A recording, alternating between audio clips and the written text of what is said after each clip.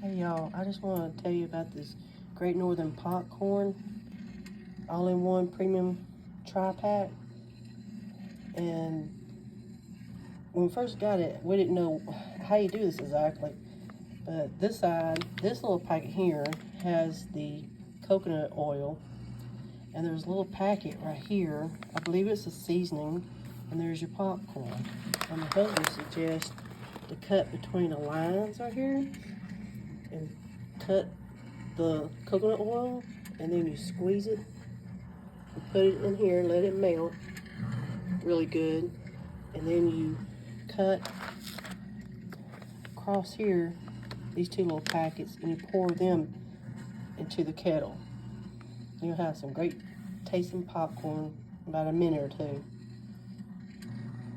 So I can cut the coconut oil out, put it in there, and it's already melted.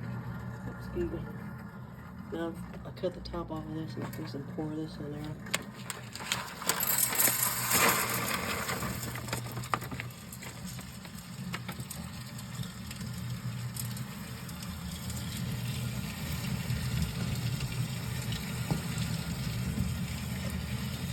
Occasionally